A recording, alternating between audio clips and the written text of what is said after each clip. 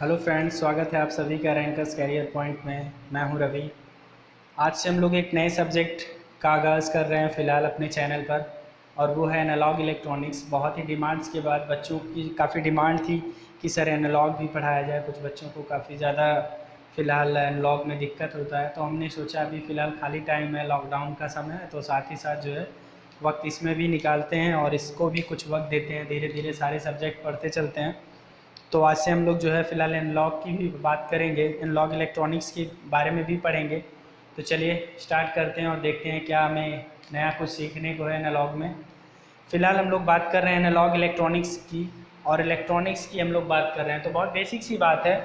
Electronics होता क्या है? इलेक्ट्रॉनिक्स जनरली आप कहते किसे हैं? जहाँ पे इलेक्ट्रॉन प्लस मैकेनिक्स, आप सिंपली इसका डेफिनेशन देखते हैं। इलेक्ट्रॉन्स प्लस मैकेनिक्स मीन्स इलेक्ट्रॉनों की बिहेवियर, उनकी गति, इन सारी चीज़ों का अध्ययन जहाँ पे जिस इंजीनियरिंग ब्रांच के अंदर आप कर रहे होते हैं, दैट इज़ योर इलेक्ट्रॉनिक्स। ठीक है ना?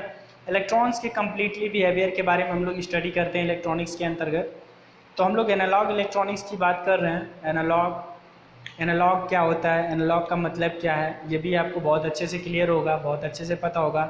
एनालॉग का मतलब होता है, ये एनालॉग जनरली सिग्नल होता है that is shows the continuous magnitude या continuous value with respect to the time. मतलब अगर हम लोग बात करें एक साइन वेव की, तो ये एक एनालॉग टाइप का सिग्नल है जिसकी वैल्यू हर टाइम के हर एक वैल्यू पर डिफाइंड होता है।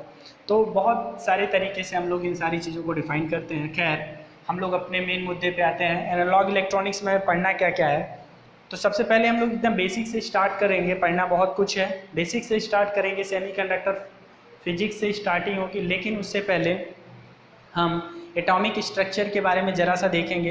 ये केमिस्ट्री का पार्ट है, मैं बहुत ज़्यादा नहीं जानना है, बट हाँ थोड़ा तो जानना है हमें। इसका जो है बेस हमें समझना पड़ेगा। उसके बाद हम लोग आएंगे सेमीकंडक्टर फिजिक्स पे, फिर वहाँ से हम लोग सेमीकंडक्टर क्या होता है, P type, N type material, ये सारी चीज़ें डिस्कस करते आगे चलेंगे। तो आज हम लोग बेसिकली एटॉमिक स्ट्रक्चर के बारे में देखेंगे, और यहाँ पे हम लोग बोहर्स एटॉमिक मॉडल के बारे में थोड़ी सी चर्चा करेंगे। According to the Bohr's atomic model, जो बोहर्स आपको पता है कि एक साइंटिस्ट थे जिन्होंने अपना एक एटॉमिक मॉडल दिया, जिसमें इन्होंने बताया कि किसी भी एटम्स में एक पॉजिटिव न्यूक्लियस होता है।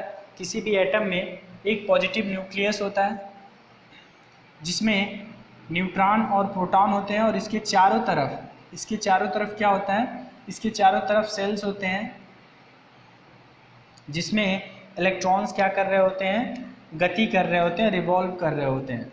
ठीक है ना? ये पॉजिटिव चार्ज न्यूक्लियस के चारों तरफ इलेक्ट्रॉन्स होते हैं और वो गति कर रहे होते हैं। अब किस कक्षक में, किस सेल में कितने इलेक्ट्रॉन्स होंगे, इसके लिए आपको पता है कि 2n square number of electron in each cell, number of electrons in each cell. ठीक है, अब n की वैल्यू क्या होगी, 1 2 3 4 डॉट डॉट डॉट ऐसे। अब ये n की वैल्यू कहाँ से कैसे आई? न्यूक्लियस के पास वाला जो नंबर 1, नंबर 2, नंबर 3 ऐसे चलता चला जाएगा। अब आप देख सकते हैं कि अगर n की वैल्यू आप 1 ले रहे हैं, तो आपको पता होगा कन्फर्मली कि आपके जो पहले सेल्स में इलेक्ट्रॉनों की संख्या होगी वो 2 होगी, दूसरे में कितनी होगी आपको पता है 8 होगी, और तीसरे में 18 होगी। तो मतलब इस तरीके से आप देखते हुए चले जाएंगे कि हमें क्या है, इलेक्ट्रॉनों का डिस्ट्रीब्यूशन हमें इस तरीके से करना है। दूसरी चीज़ एक बहुत इंपॉर्टेंट कॉन्सेप्ट जो हमारे लिए बहुत ज़्यादा इंपॉर्टेंट है। According to the Bohr's atomic model, इन्होंने ये चीज़ हमें बताया कि जो सबसे ये कक्षक जो होंगे, ये के एल एम आप जानते हैं, फिलहाल ऐसे होंगे। ठीक है ना? इन्होंने ये चीज़ बताया कि जिस इलेक्ट्रॉन की एनर्जी, कौन सा इलेक्ट्रॉन यहाँ होगा, कौन सा यहाँ होगा, कौन सा यहाँ होगा, तो इन्होंने यहाँ पे एनर्जी कॉन्सेप्ट दिया, जिसके लेवल पे इन्होंने एक एनर्जी लेवल भी डिज़ाइन किया। अभी मैं उसके बारे में भी बात करूँगा। इन्होंने बताया कि जिस इलेक्ट्रॉन की एनर्जी सबसे ज़्यादा कम होगी वो न्यूक्लियस के पास होगा। कहाँ होगा? न्यूक्लियस के पास होगा। और जैसे जैसे उनकी एनर्जी बढ़ती चली जाएगी, वो न्यूक्लियस से दूर वाले सेल्स में चलते चले जाएंगे। और जब कभी भी जो न्यूक्लियस के पास वाले इलेक्ट्रॉन्स हैं, सेल में इलेक्ट्रॉन हैं, उनको कभी भी अगर टेम्परेचर वगैरह या लाइट से किसी भी तरीके से एनर्जी दिया जाएगा, तो एनर्जी पा करके वो क्या करेंगे, अपने सेल को छोड़ करके उसके बाहर वाले सेल में जाने की कोशिश करेंगे। और वहाँ जाएंगे कुछ टाइम बाद, फिर से वो वहाँ से वापस आएंगे। ध्यान रखिएगा, जब लोअर सेल से अपर सेल में जाएंगे तो वो एनर्जी लेंगे, कितना लेंगे, जितना इन सेलों के एनर्जी गैप का डिफरेंस होगा। तो ये यहाँ से यहाँ जाने में आपका क्या होगा कि एनर्जी कुछ लेंगे और पुनः जब वहाँ से वापस आएंगे तो उतनी एनर्जी क्या कर देंगे, रेडिएट कर देंगे इलेक्ट्रोमैग्नेटिक फॉर्म में। तो ये सारी चीज़ें आप बहुत अच्छे से जानते होंगे, बेसिक सी बात है बहुत। तो यहाँ पे एटॉमिक स्ट्रक्चर में according to the Bohr's model इतना आपको पता होना चाहिए कि नियरेस्ट सेल में जो इलेक्ट्रॉन्स हैं उनकी एनर्जी कम है, उसके बाद ज़्यादा, फिर ज़्यादा, ऐसे बढ़ते हुए चला जाएगा। ठीक है ना। अब उसके बाद इन्होंने ये चीज़ें बताई कि किसी भी सेल में कितने फ़िलहाल इलेक्ट्रॉन्स होने वाले हैं, और इसी के अकॉर्डिंग इन्होंने एनर्जी लेवल को डिफ़ाइन किया। हम लोग पहले एनर्जी लेवल्स की बात कर लेते हैं। तो इसके लिए हमें कोई एग्जांपल लेना पड़ेगा। हम मान लेते हैं कि हमारे पास एक सिलिकॉन मटेरियल है। क्या है? सिलिकॉन मटेरियल है।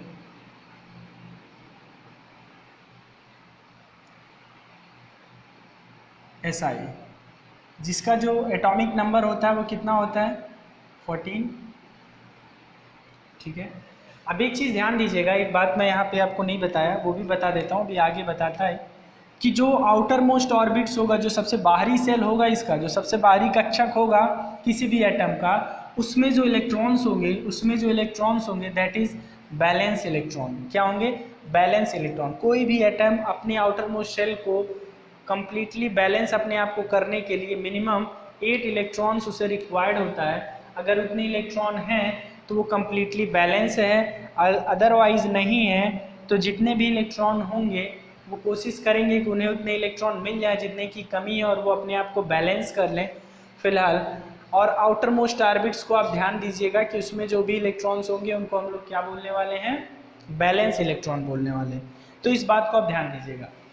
तो हम एक सिलिकॉन है हमारे पास। अब आपको पता है सिलिकॉन, हम इसका एटॉमिक स्ट्रक्चर बनाते हैं। यहाँ पे हमारे पास न्यूट्रॉन और प्रोटॉन, कितने सेल इसमें डेवलप होंगे? फर्स्ट, सेकेंड और थर्ड। पहले में कितने होंगे? 2 इलेक्ट्रॉन्स होंगे। दूसरे में कितने होंगे भाई? दूसरे में कितने होंगे? 2 के पावर n 8 इलेक्ट्रॉन ये रहे। और तीसरे में कितने होंगे? जितने बचेंगे तो 4 ही बचेंगे, क्योंकि हमारे पास जो सिलिकॉन है एक सेमीकंडक्टर मटेरियल है, और सेमीकंडक्टर मटेरियल के आउटर मोस्ट ऑर्बिटल में 4 इलेक्ट्रॉन्स होते हैं। तो इस पर भी हम बहुत डिटेल चर्चा करेंगे, बहुत अच्छे से समझेंगे कि क्या होता है सेमीकंडक्टर। भी सेमीकंडक्टर हमने स्टार्ट नहीं किया है, मैं आपको बेसिक बता रहा हूँ। अब ये जो इलेक्ट्रॉन्स हैं, जो आउटर मोस्ट ऑर्बिट्स में इलेक्ट्रॉन हैं, जितने भी सेल यहाँ पे आप देख रहे हैं, first cell, second cell, third cell, ये सभी सेल में जो इलेक्ट्रॉन्स है वो अपने अराउंड एक एनर्जी ऑफर करेंगे। ठीक है ना। एक एनर्जी लेवल होगा इनका। जैसे अगर हम इसको बताना चाहें आपको, तो ये मान लीजिए न्यूक्लियस है, यहाँ से इसका ये फर्स्ट सेल है, तो इसको हम बोलेंगे first energy level.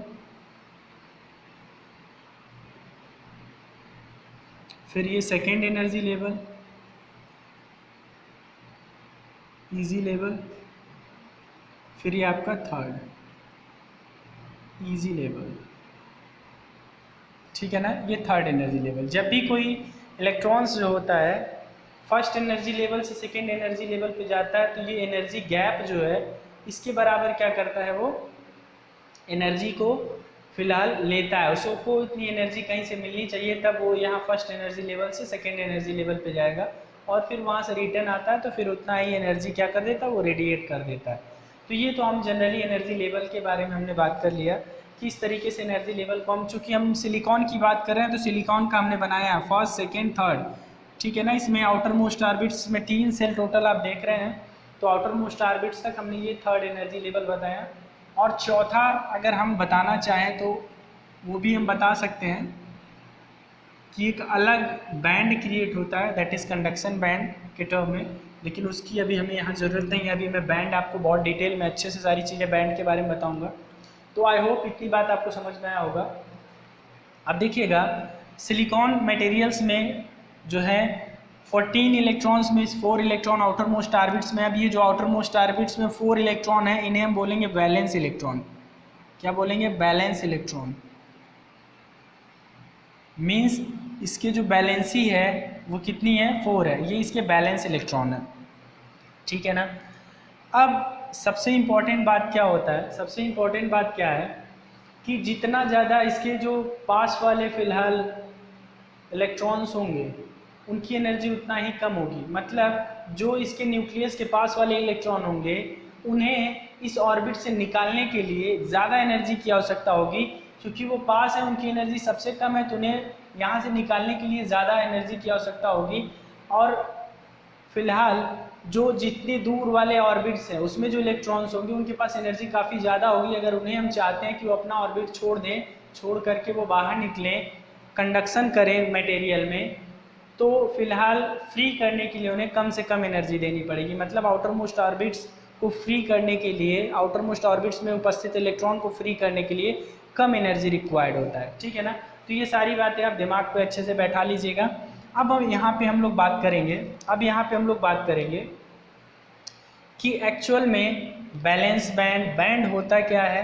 Energy level आपने डिस्कस कर लिया। एनर्जी लेवल जहाँ पे जितने भी ऑर्बिट्स हैं, जितने भी सेल्स आप देख रहे हैं, ये जो सेल आप देख रहे हैं, जो ऑर्बिट्स आप देख रहे हैं, इसमें जो फर्स्ट, सेकेंड और थर्ड हैं, ये तीनों का हमने एनर्जी लेवल दिखाया। अब इसके बाद हम लोग बैंड देखते हैं कि बैंड क्या होता है, किस तरीके से आप बैंड को समझेंगे। उससे पहले आप यहाँ जान लीजिए एनर्जी की डेफिनेशन, फिर हम लोग एनर्जी और एनर्जी बैंड की बात करें। एनर्जी क्या होता है अगर हम लोग बात करें तो एनर्जी ई बराबर, या पोटेंशियल एनर्जी की हम लोग बात करें, इसमें इलेक्ट्रोस्टैटिक्स की बात हम लोग कर रहे हैं, यू बराबर आपका होता है क्यू वी, ठीक है ना। एक चार्ज हमारे पास जो होता है प्लस एक इलेक्ट्रिक पोटेंशियल का जो मल्टीपल होता है, दैट इज़ एनर्जी। अगर हम लोग 1 इलेक्ट्रॉन वोल्ट को डिफाइन करना चाहें, इलेक्ट्रॉन वोल्ट आपका जो होता है, इलेक्ट्रॉन वोल्ट एनर्जी की स्मॉलेस्ट यूनिट्स होती है। अब आपको पता है एमकेएस पद्धति में, एमकेएस पद्धति में यूनिट जो होता है वो जूल होता है फिलहाल, किसका? एनर्जी का मात्रक। तो 1 इलेक्ट्रॉन वोल्ट्स बराबर मतलब 1 इलेक्ट्रॉन, मतलब 1 इलेक्ट्रॉन की वैल्यू कितनी होगी, चार्ज कितना होगा, एक इलेक्ट्रॉन पर चार्ज कितना होता है। आपको पता है कि एक इलेक्ट्रॉन पर जो चार्ज होता है 1.6 इंटू 10 के पावर माइनस 19 बरा इंटू 1 इलेक्ट्रॉन वोल्ट बराबर Q की वैल्यू मतलब 1.6 इंटू 10 के पावर माइनस 19 वोल्ट मतलब 1 वोल्ट।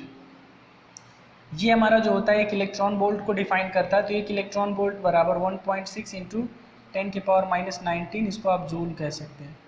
क्या कह सकते हैं? जूल। मतलब एक इलेक्ट्रॉन वोल्ट बराबर 1.6 इंटू 10 के पावर माइनस 19 जूल। तो ये पॉइंट्स आप थोड़ा सा ध्यान रखिएगा। एनर्जी के टर्म में ये चीज़ हमने थोड़ा सा आपको बता दिया, बहुत ज़्यादा ये इम्पॉर्टेंट उतना नहीं है, हमें इससे ज़्यादा परेशान नहीं होना। कुछ बेसिक कॉन्सेप्ट जो हैं इसके, हमें उसे याद करके रखना है, उसे जान के रखना है। अब हम लोग आते हैं, एनर्जी लेवल आपने जान लिया है, डिफरेंट एनर्जी लेवल। अब हम लोग बैंड की बात करते हैं। एनर्जी बैंड क्या होता है, एनर्जी बैंड गैप फिर क्या होगा, इसके बारे में हम लोग बात करेंगे। एनर्जी बैंड हमने जो अभी बना रखा था, ये मान लीजिए ये हमारा वही है, सिलिकॉन का ही है, इसको सिलिकॉन का ही मान लीजिए, ठीक है ना।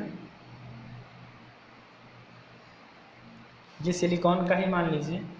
अब प्रत्येक जो हमारे पास सेल है, जो हमारे पास ये आपको दिख रहा है, इसमें जो इलेक्ट्रॉन्स हैं, इसके अराउंड, इन इलेक्ट्रॉन्स के अराउंड कुछ एनर्जी ऑफर होगा।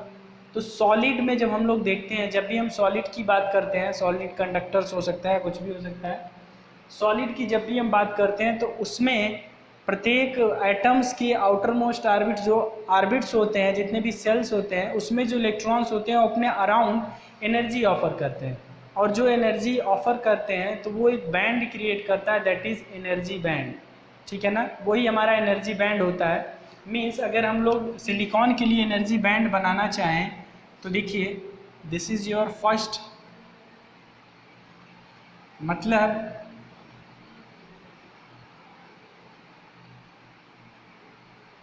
फर्स्ट बैंड,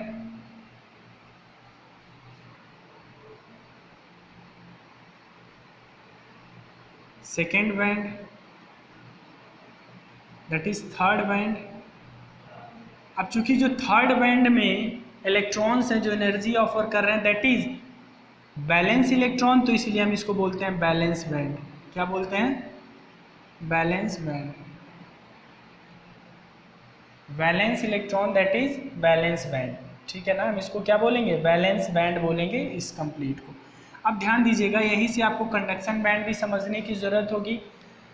अब कंडक्शन बैंड समझने के लिए हमें पहले ये जानना होगा कि भाई अगर बैलेंस बैंड जो है वो बैलेंस इलेक्ट्रॉन द्वारा डेवलप हो रहा है, बैलेंस इलेक्ट्रॉन उसको बना रहा है, तो अब ऐसी बात है कंडक्शन बैंड कंडक्शन इलेक्ट्रॉन द्वारा डेवलप होगा, ऐसा आप सोचेंगे? बिल्कुल सही सोचेंगे भाई, ऐसा ही होने वाला है, ठीक है ना। जब भी कोई एटम एनर्जी कहीं से पाता है तो उसके इलेक्ट्रॉन्स क्या होते हैं? फ्री हो जाते हैं, इलेक्ट्रॉन्स निकल करके बाहर जाते हैं, और जो इलेक्ट्रॉन्स बाहर जाते हैं, जो फ्री हो जाते हैं, अपने ऑर्बिट्स को छोड़ देते हैं, वो कहाँ जाते हैं? इंटरमॉलिक्यूलर स्पेस जो होता है वहाँ पे जाते हैं, तो उनको हम बोलते हैं कंडक्शन इलेक्ट्रॉन। क्यों? क्योंकि वो through out the material conduction के लिए रिस्पॉन्सिबल होते हैं। जो इलेक्ट्रिसिटी हमारी फ्लो कर रही होती है मटेरियल में, उसके लिए रिस्पॉन्सिबल कौन होता है? वही इलेक्ट्रॉन्स होते हैं। तो वो इलेक्ट्रॉन जब अपने ऑर्बिट्स को छोड़ करके बाहर निकल जाते हैं तो उन्हीं को हम बोलते हैं कंडक्शन इलेक्ट्रॉन। और वो उनके द्वारा जो एनर्जी ऑफर किया जाता है, जो बैंड क्रिएट किया जाता है अपने अराउंड, उनको हम बोलते हैं conduction band. Conduction band, conduction band, ये है कंडक्शन बैंड। किसके द्वारा ऑफर किया गया ये बैंड? कंडक्शन इलेक्ट्रॉन्स द्वारा। अब ध्यान दीजिए, इसकी वैल्यू 1.8 इलेक्ट्रॉन वोल्ट होता है और इसकी वैल्यू होता है 0.7 इलेक्ट्रॉन वोल्ट। इन दोनों के बीच का जो डिफरेंस है इसे हम बोलते हैं एनर्जी गैप। एनर्जी गैप मतलब एनर्जी गैप जो हमारा होता है, अब इसको हमें निकालना है, तो एनर्जी गैप बराबर होता है upper band you minus lower band E L की एनर्जी। तो इसकी value 1.8 electron volt minus 0.7 electron volt minus करेंगे तो 1.121 इलेक्ट्रॉन वोल्ट। कम्प्लीटली आपको कुछ बुकों में देखने को मिलेगा, कुछ जगह सिर्फ 1.1 इलेक्ट्रॉन वोल्ट देखने को मिलेगा। इसके आगे वाली डिजिट अगर लेकर के चलेंगे तो 1.21 इलेक्ट्रॉन वोल्ट देखने को मिलेगा। मीन्स जो सिलिकॉन में आपको एनर्जी गैप देखने को मिलता है वो कितना देखने को मिलता है? 1.1 इलेक्ट्रॉन वोल्ट, ठीक है ना। आई होप आपको बात क्लियर हो रहा होगा। सिलिकॉन में कितना होगा? 1.1 इलेक्ट्रॉन वोल्ट। इसी तरीके से जर्मेनियम की बात अगर करें, ये सिलिकॉन के लिए हो गया, जर्मेनियम के लिए कितना होगा? जर्मेनियम के लिए 0.7 इलेक्ट्रॉन वोल्ट होता है। 7 to 1 होता है इसमें फ़िलहाल, आप 7 भी कह सकते हैं, 0.7 भी। तो ये आपके पास एक कंप्लीट सिनारियो हो गया, बैंड के बारे में हमने अच्छे से देख लिया। अब एनर्जी बैंड के आधार पे हम लोग क्या करते हैं? मटेरियल को क्लासीफाइड करते हैं, डिफरेंट टाइप के मटेरियल्स को क्लासीफाइड करते हैं, जैसे कंडक्टर, सेमीकंडक्टर, इंसुलेटर। ये बहुत बेसिक सी बात थी, इसलिए मैंने यहाँ आपको समझाया। इसमें ज़्यादा कुछ हमें डिटेल नहीं जाना है। सेमीकंडक्टर पे हम लोग बहुत अच्छे से चर्चा करने वाले हैं, बहुत डिटेल चर्चा करने वाले हैं, वहाँ पे हम लोग बात करेंगे। तो सेमीकंडक्टर की जब हम बात करेंगे तो वहाँ आपको ये भी बताएंगे कि हम लोग क्यों प्रेफर करते हैं ज़्यादातर, क्या जर्मेनियम और सिलिकॉन में सिलिकॉन को ज़्यादा प्रेफर क्यों करते हैं, ये सारी बातें हम लोग करने वाले हैं। खैर उससे पहले मैं आपको बता दूँ कि एनर्जी बैंड के आधार पर हम मटेरियल को क्लासीफाइड कैसे करते हैं। आई होप इतनी बात आपको समझ में आई होगी। जब हम अगले क्लास में, अगले लेक्चर में आपको जब हम सेमीकंडक्टर उठाएंगे, सेमीकंडक्टर पढ़ाना शुरू करेंगे, तो वहाँ पे आपको काफ़ी डिटेल में सारी चीज़ें ये बताएंगे कि जर्मेनियम सिलिकॉन में कौन सा बेहतर होता है, क्यों बेहतर होता है। उससे पहले आपको इतनी बातें आपको यहाँ समझ में आ गई तो ये समझ लीजिए, आगे वो समझना बहुत ईजी हो जाएगा। तो एटॉमिक स्ट्रक्चर में थोड़ा बहुत आपको समझ में आया होगा, कैसे एनर्जी बैंड वगैरह क्रिएट होता है। कंडक्शन बैंड कंडक्शन इलेक्ट्रॉन द्वारा ऑफर किया गया एनर्जी जो होता है, कंप्लीट एनर्जी के कारण जो बैंड बनता है दैट इज़ कंडक्शन बैंड। और जो बैलेंस इलेक्ट्रॉन्स द्वारा एनर्जी ऑफर किया जाता है उसके अराउंड, उसके कारण जो बैंड क्रिएट होता है दैट इज़ बैलेंस बैंड। उन दोनों के बीच में जो गैप होता है दैट इज़ एनर्जी गैप। किसी भी बैलेंस बैंड के इलेक्ट्रॉन को कंडक्शन बैंड पे जाने के लिए एनर्जी गैप के बराबर एनर्जी की आवश्यकता होती है। तो ये सारी चीज़ें आपको क्लियर हो गई होंगी, ठीक है ना। अब उसके बाद हम लोग इसमें बात करते हैं classification of material based on the energy diagram या एनर्जी बैंड। मतलब एनर्जी बैंड के आधार पर, एनर्जी बैंड के आधार पर हम लोग देखेंगे क्लासिफिकेशन ऑफ मटेरियल। क्या देखेंगे? Classification of material. तो क्लासिफिकेशन ऑफ मटेरियल में हम लोग देखने वाले हैं, इसमें आपके पास कितने तरीके के मटेरियल हैं? कंडक्टर, सेमी कंडक्टर,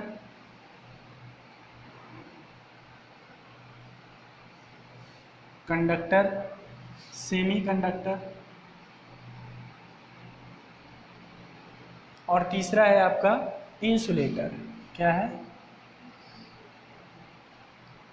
ठीक है ना, कंडक्टर, सेमी कंडक्टर और इंसुलेटर। ध्यान रखिएगा, मैं बहुत इसको फास्ट बता रहा हूँ आपको। यहाँ पे कंडक्टर जो होता है इसके बैलेंस बैंड, कंडक्शन बैंड यहाँ होगा, कंडक्शन बैंड और बैलेंस बैंड।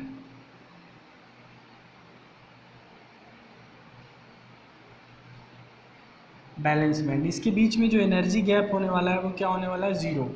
ये दोनों एक दूसरे पर ओवरलैप होते हैं। जो आपके पास सेमी कंडक्टर मटेरियल होता है, यहाँ पे सामान्यतः जो जनरली माना जाता है वो 1 इलेक्ट्रॉन वोल्ट माना जाता है। This is conduction band and this is balance band. और जो इंसुलेटर होता है इसमें बहुत हाई होता है बैंड, ये आपके पास होता है बैलेंस बैंड, ये होता है कंडक्शन बैंड। यहाँ पे जो एनर्जी गैप होता है वो 15 इलेक्ट्रॉन वोल्ट, 5 से लेकर के 15 इलेक्ट्रॉन वोल्ट तक देखने को मिलता है। तो ये एनर्जी बैंड के आधार पर हमारे पास जो है मटेरियल का क्लासिफिकेशन है 3 टाइप्स के, कंडक्टर, सेमी कंडक्टर और इंसुलेटर। आपको बहुत अच्छे से पता होगा कंडक्टर क्या होता है, सेमी कंडक्टर क्या होता है, इंसुलेटर क्या होता है। मैं आपको आपकी जानकारी के लिए फटाफट बता दूं, कंडक्टर जो होता है इसमें करंट ईजिली फ्लो कर जाती है। मीन्स ये इसमें क्या होता है कि इसकी जो रजिस्टिविटी होती है वो लो होती है, जो रजिस्टिविटी होती है वो लो होती है, कंडक्टिविटी हाई होती है, कोई भी करंट इसमें बहुत इजीली फ्लो होती है, पहली बात। दूसरी बात कंडक्टर की आउटर मोस्ट ऑर्बिट्स, जो कंडक्टर मटेरियल के एटम्स होते हैं उनके आउटर मोस्ट ऑर्बिट्स में 1 से 3 इलेक्ट्रॉन मोस्टली देखने को मिलते हैं। और ये क्या है फिलहाल, ये इनकी रजिस्टिविटी लो होती है। क्या होती है? रजिस्टिविटी लो होती है, कंडक्टिविटी बहुत ज़्यादा हाई होती है। ऑब्वियस सी बात है, रजिस्टिविटी कंडक्टिविटी एक दूसरे के अपोजिट है। आउटर मोस्ट ऑर्बिट्स में 1 to 3 इलेक्ट्रॉन्स। जो कंडक्टर मटेरियल्स होते हैं उनके जो एटम्स होते हैं उनके बीच जो बॉन्डिंग होती है दैट इज आयनिक बॉन्ड।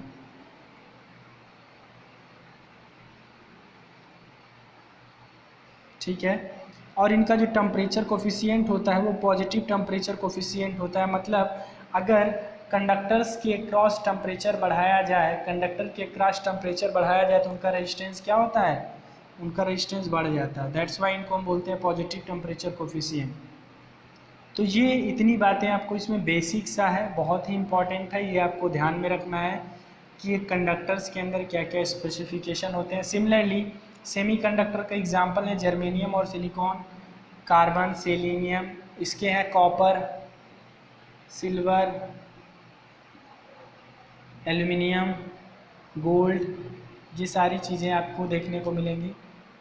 यहाँ जर्मेनियम, सिलिकॉन जो मोस्ट पॉपुलर एग्जांपल्स हैं। सेमीकंडक्टर ऐसे मटेरियल्स होते हैं जिनकी कंडक्टिविटी इंसुलेटर से ज़्यादा और जो आपके पास कंडक्टर है उससे कम होती है। कंडक्टिविटी ध्यान रखिएगा। अगर रजिस्टिविटी की बात करें तो रजिस्टिविटी जो होती है कंडक्टर से ज़्यादा और इंसुलेटर से कम होती है। तो दोनों में बेसिक सा डिफरेंस याद रखिएगा। इसमें जो है कुछ सिचुएशन में करंट फ्लो होता है, कुछ सिचुएशन में करंट फ्लो नहीं होता है। जैसे अगर हम लोग बात करें नॉर्मल टेम्परेचर पर, नॉर्मल टेम्परेचर पे ये एज ए सेमीकंडक्टर बिहेव करता है। जीरो टेम्परेचर की बात करें परफेक्ट इंसुलेटर हो जाता है। अगर हम लोग मतलब एब्सोल्यूट टेम्परेचर 100 डिग्री सेल्सियस वगैरह से ऊपर जाएं तो उस टाइम पे ये कंडक्टर की तरह बिहेव करता है। तो अलग अलग टेम्परेचर पे ये ऐसा होता है। मींस इसका जो टेम्परेचर कोफिशिएंट होता है वो निगेटिव होता है। कैसा होता है? निगेटिव होता है। मींस निगेटिव टेम्परेचर कोफिशिएंट का मतलब क्या है? मैंने बहुत अच्छे से टेम्परेचर कोफिशिएंट पिछली क्लासेस में बता रखा है। बेसिक की क्लास हमारी जो है आप उसको जा कर के देख सकते हैं। इसके एटम्स के मध्य जो बॉन्डिंग होती है वो होती है कोवैलेंट बॉन्ड। कोवैलेंट बॉन्ड कौन सी बॉन्डिंग होती है? कोवैलेंट बॉन्ड होता है। इसको भी आप ध्यान में रखेंगे। उसके बाद अगर हम लोग बात करें तो ये आपका इंसुलेटर जो होता है, इंसुलेटर मटेरियल जो होते हैं इसमें विद्युत धारा का प्रवाह होता ही नहीं है, इलेक्ट्रिसिटी फ्लो ही नहीं होती है। रजिस्टिविटी इसकी बहुत ज़्यादा हाई होती है। अगर मैं इसकी रजिस्टिविटी की बात करूँ तो ये 10⁻⁻⁴ ओम मीटर से ले करके 0.5 ओम मीटर तक देखने को मिलता है। ठीक है ना? आपकी जर्मेनियम और सिलिकॉन का ही 0.6 ओम मीटर तक होता है। यहाँ पे अगर हम लोग बात करें इंसुलेटर की, तो इंसुलेटर मटेरियल जो आपको देखने को मिलेगा, इंसुलेटर में आप पाएंगे कि इसमें विद्युत धारा का प्रवाह नहीं हो रहा है, एनर्जी गैप बहुत ज़्यादा है।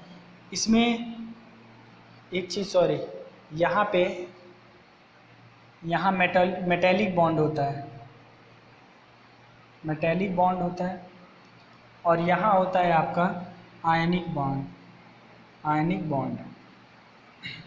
सॉरी इसके लिए फ़िलहाल। उसके बाद अगर हम देखें इंसुलेटर में तो ये भी आपका टेम्परेचर कोफिशिएंट निगेटिव टेम्परेचर होता है। कैसा होता है? निगेटिव टेम्परेचर इसका भी होता है, निगेटिव टेम्परेचर कोफिशिएंट होता है। मीन्स इसका मतलब क्या है कि टेम्परेचर अगर आप बढ़ाएंगे तो रेजिस्टेंस घट जाएगा, टेम्परेचर आप बढ़ाएंगे तो रेजिस्टेंस घट जाएगा, ऐसा फिलहाल ये होता है। उसके बाद अगर हम लोग बात करें, बॉन्डिंग हमने देख ली, निगेटिव टेम्परेचर कोफिशिएंट देख लिया, रजिस्टिविटी बहुत हाई होता है, कंडक्टिविटी बहुत लो होता है, फ्री इलेक्ट्रॉन्स नहीं होते हैं। इसमें आपके जो है आउटर मोस्ट ऑर्बिट्स में जो है 7 इलेक्ट्रॉन्स तक होते हैं, 5 to 7। तो ये चीज़ हमें थोड़ा सा ध्यान में रखना है कि क्या चीज़ें होती हैं इसमें, क्या क्या डिफरेंसेस होते हैं। कंडक्टर, सेमी कंडक्टर, इंसुलेटर के बारे में आपको एकदम कॉन्सेप्ट क्लियर रखना है। हमें बहुत ज़्यादा यहाँ कंडक्टर, सेमी कंडक्टर, इंसुलेटर की बात नहीं करनी थी। हमने सिर्फ एनर्जी बैंड के आधार पर क्लासिफिकेशन देखा, जिसमें हमने कंडक्टर, सेमी कंडक्टर और इंसुलेटर की बात कर ली, कब कहाँ कौन सा कितना होगा। ठीक है ना? अब यहाँ ध्यान दीजिएगा, जर्मेनियम के लिए आपको पता है 0.7 इलेक्ट्रॉन वोल्ट्स, सिलिकॉन के लिए आपको पता है 1.1 इलेक्ट्रॉन वोल्ट्स। तो ये एनर्जी गैप इन जनरल हमने 1 इलेक्ट्रॉन वोल्ट दिखाया है, लेकिन जब हम बात जर्मेनियम और सिलिकॉन की करेंगे तो वो अलग अलग हो जाएगा। ठीक है ना? तो ये कंप्लीट एक बेसिक सा कॉन्सेप्ट रहा आपका सेमीकंडक्टर से रिलेटेड। बेसिक्स ये बिल्कुल बेसिक था फिलहाल। अब सेमीकंडक्टर तो हमारा नेक्स्ट लेक्चर से स्टार्ट होगा। नेक्स्ट लेक्चर में हम लोग सेमीकंडक्टर स्टार्ट करेंगे और उसके बारे में जो है पढ़ना शुरू करेंगे, क्या होता है सेमीकंडक्टर, क्या डिफरेंसेस होते हैं जर्मेनियम और सिलिकॉन में, कैसे फ़िलहाल जर्मेनियम ज़्यादा बेहतर नहीं होता है सिलिकॉन के कंपैरिजन में, सिलिकॉन ज़्यादा यूज़ क्यों करते हैं। तो ये सारी बातें हम लोग डिस्कस करेंगे। उसके बाद फिर वहीं से P type, N type, type of semiconductor पढ़ना शुरू करेंगे। खैर, अगर ये वीडियो आपको पसंद आ रहा हो तो वीडियो को लाइक, शेयर और चैनल को सब्सक्राइब करना ना भूलें। और आज की इस वीडियो में इतना ही। Thank you so much.